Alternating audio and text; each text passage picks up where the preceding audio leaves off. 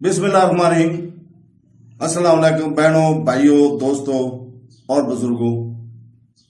हम आज सूरह अल-माइदा की आयत नंबर 69 की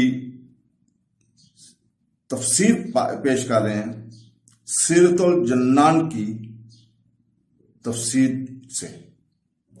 इन आयात की तफसीर और मायने को अच्छी तरह समझने के लिए हमारे साथ रहें। इस वीडियो में कुरान की समझ में इजाफा करें और इस्लामी तालीमात के बारे में अपने इल्म को गहरा करें।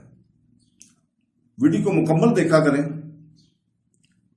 और अपने दोस्तों को शेयर भी किया करें। तो दोस्तों, 69 आयत में अल्लाह ताला फरमाता है, जिसका तर्जुमा है, बेशक वो जो अपने आप को मुसलमान कहते हैं और यहूदी और सितारों की पूजा करने वाले और ईसाई, इनमें से जो सच्चे दिल से अल्लाह और क़यामत पर ईमान लाए और अच्छे अमल करे, तो इन पर ना कुछ खौफ है और ना वो गमगीन होंगे।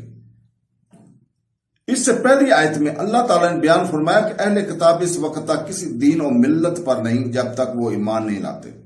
और इस आयत में बयान फरमाया कि यह हुक्म सिर्फ अहले किताब के साथ खास नहीं बल्कि हर मिल्लत वाला इस हुक्म में दाखिल है।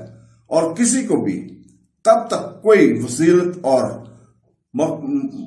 मुनाफकत हासिल नहीं जब तक वो सच्चे दिल से अल्लाह ताला पर और क़यामत के दिन पर ईमान नहीं लाता और ऐसे नेक अमाल नहीं करता जिनसे अल्लाह ताला राजी होता है।